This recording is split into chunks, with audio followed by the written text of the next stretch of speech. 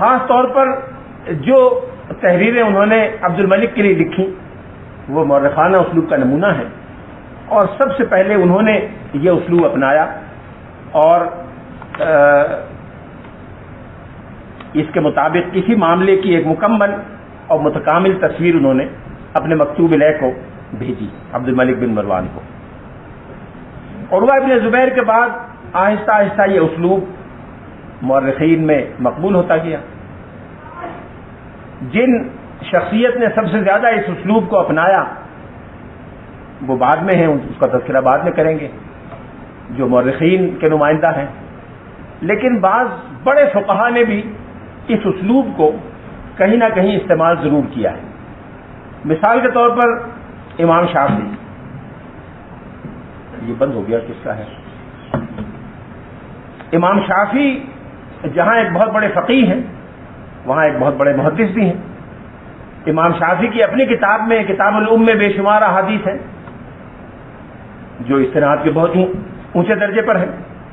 پھر امام مالک کی روایت سے بعد کے محدثین نے بھی کئی احادیث نقل کی ہیں، مثلا امام بہقی جو خود مسلکن بھی شافعی تھے اور بہت بڑے محدث تھے، اس اعتبار سے انتہائی اہم محدث ہیں کہ وہ آخری محدث ہیں جنہوں نے براہ راست روایت کر کے کوئی کتاب مرتب کی ہے۔ امام بہقی کا انتقال 458 ہجری میں ہوا، اور امام بہقی کے بعد کوئی ایسا محدث نہیں ہے جس نے براہ راست روایت کر کے رسول اللہ صلی اللہ علیہ وسلم سے احادیث مرتب کی ہوں۔ ان کے بعد آنے والے محدثین نے دوسرے مجموعوں کی بنیاد پر مجموعے مرتب کیے ہیں، براہ راست روایت کی بنیاد پر امام بہقی کے بعد کسی نے نہیں کیا۔ امام بہقی نے کئی جگہ امام شافعی کے حوالے سے بعض روایات نقل کی ہیں، اور اس کا انداز یہی ہے، اور یہ تاریخی اور سیرت کے واقعات سے متعلق ہے۔ مثلا ایک حوالہ میں آپ کے سامنے پڑھتا ہوں۔ امام شافعی کے حوالے سے امام بہقی نے ایک جگہ لکھا ہے کہ امام شافعی کہتے ہیں کہ اخبرنی غیر واحد من اہل العلم والصدق من اہل المدینہ و مکہ من قبائل قریش وغیرہم، کہ مجھ سے ایک سے زائد اہل علم نے جو سچائی کی صفت سے متصف تھے، جن کا تعلق مکہ و مدینے سے تھا، قریش اور غیر قریش مختلف قبائل سے تعلق رکھتے تھے۔ وکان بعضهم احسن اختصاصا للحدیث من بعض، ان میں سے بعض علم حدیث سے زیادہ واقف تھے دوسروں کے مقابلے میں۔ وقد زاد بعضهم على بعض في الحدیث، ان میں سے بعض نے اس حدیث کے بعض سے زیادہ بیان کیے ہیں۔ ان عمر رضی اللہ اس کے سیدنا عمر نے جب دیوان مرتب کیا تو بنی ہاشم سے آغاز کیا اور پھر پورا دیوان کی تفصیل امام شافعی نے بیان کی۔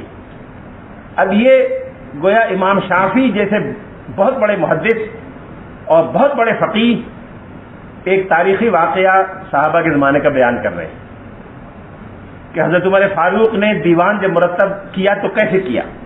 صحابہ کرام کا اجتماعی طرز عمل ہے، سب صحابہ نے اجماع سے طے کیا، اجماع ماخذ قانون ہے، لہذا یہ فیصلہ ماخذ شریعت ہے، اور امام شافعی اس کو اس طرح بیان کر رہے ہیں کہ بغیر ان راویوں کا نام لیے کہ میں نے بہت سے لوگوں سے جو معلومات جمع کی جن کے علم اور صداقت پر مجھے اعتماد ہے، اور انہوں نے یہ واقعہ بیان کیا۔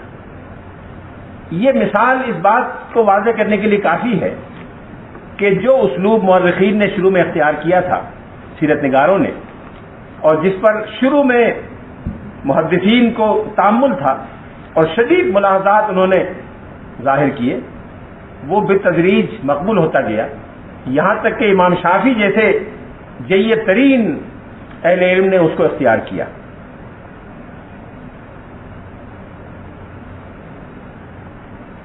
اسلوب محدثین پر قابل ذکر کتابیں کون سی ہیں؟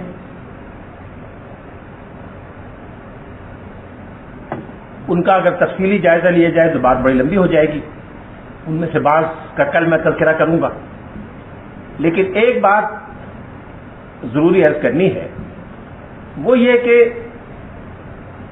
سیرت کے ماخذ کے بارے میں محدثین نے جو یہ ملاحظات یا آبزرویشنز کیے، کل ایک دوست نے امام مالک کا تبصرہ بیان کیا ابن اسحاق کے بارے میں، اس طرح کے تبصرے بہت سے محدثین نے مختلف سیرت نگاروں کے بارے میں کیے ہیں، امام احمد نے بھی کیے، امام مالک نے بھی کیے۔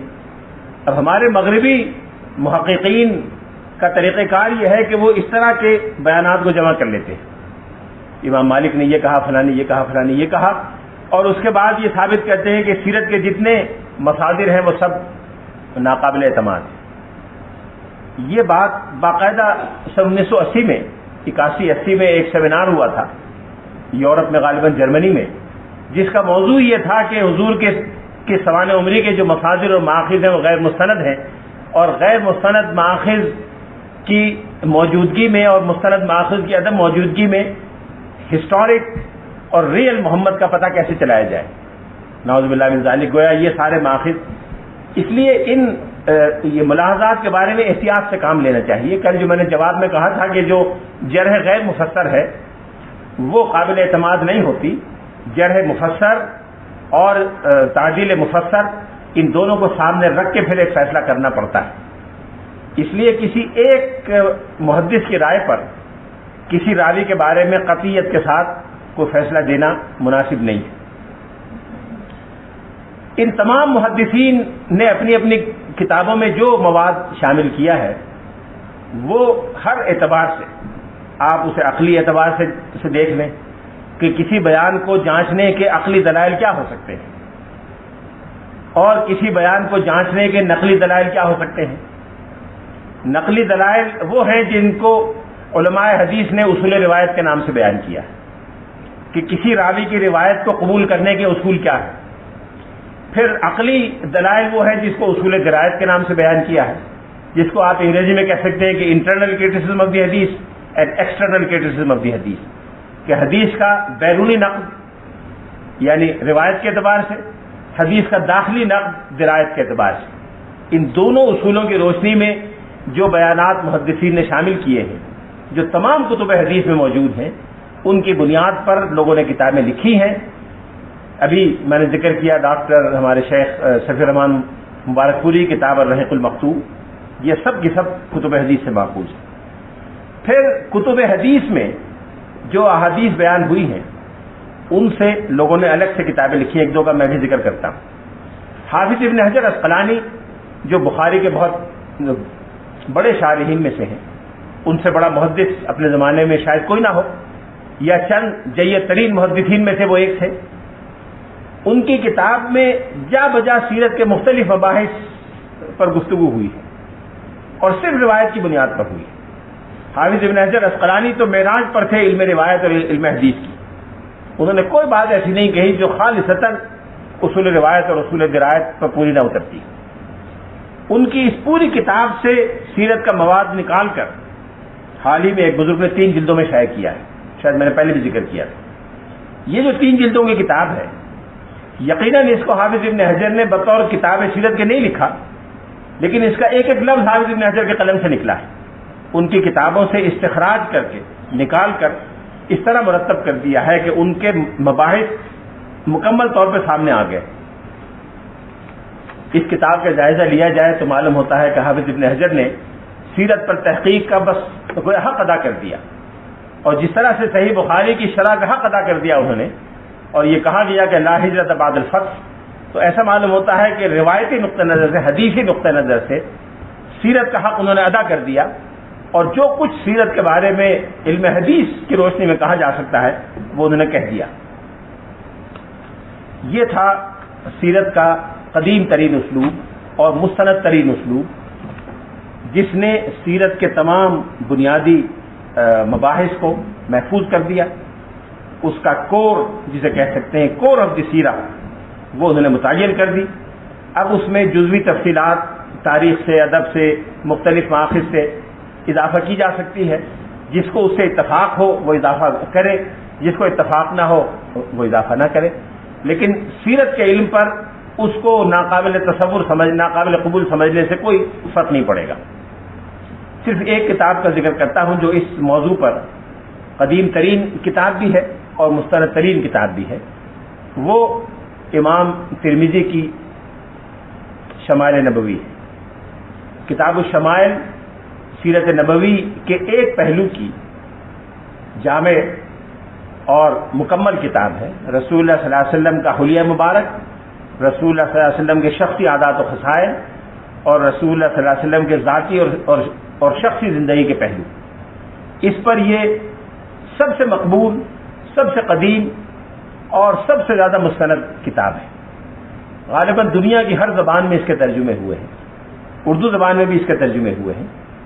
سب سے مشہور ترجمہ جو متداول ہے شرح کے ساتھ وہ مولانا محمد زکریا صاحب کا ہے، جو آج سے کم و بیش 80 سال یا 90 سال پہلے شائع ہوا تھا اور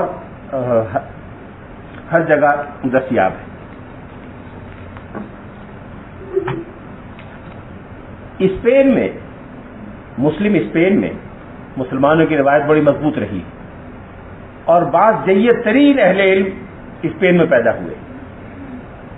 افسوس کہ مسلمانوں کے علمی ذخائر کا بہت بڑا حصہ اسپین میں ضائع ہو گیا اور ہم تک نہیں پہنچ سکا. بعض بڑے بڑے محدثین اسپین میں پیدا ہوئے اور انہوں نے علم حدیث پر ایسا کام کیا تھا کہ جو کسی اور نے نہیں کیا تھا. افسوس کہ ہم تک نہیں پہنچ سکا. ایک بڑے مشہور محدث تھے بقی ابن مخلد، جن کے بارے میں کہا گیا ہے کہ انہوں نے پورے روئے زمین کے 6 چکر لگائے تھے.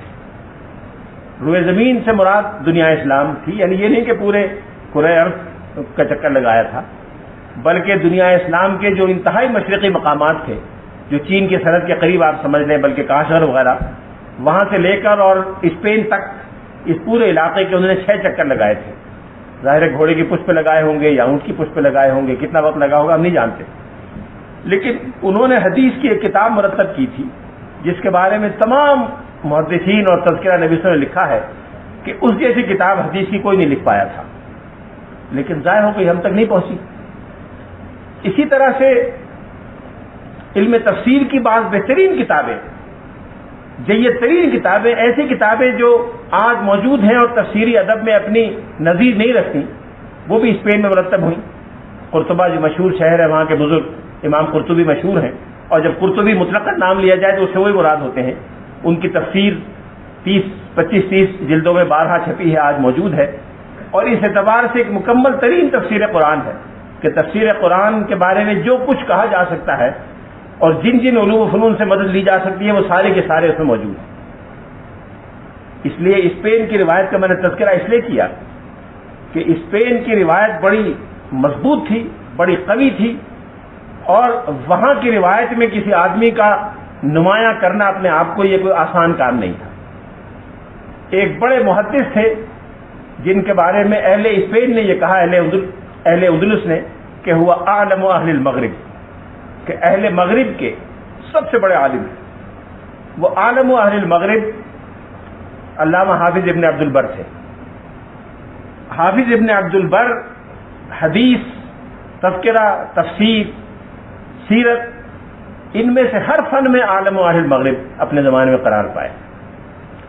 ان کی 2 کتابیں ہیں، موطا امام مالک کی شرح اور موطا امام مالک کی شرح میں ان سے آگے کوئی نہیں جا سکا اب تک.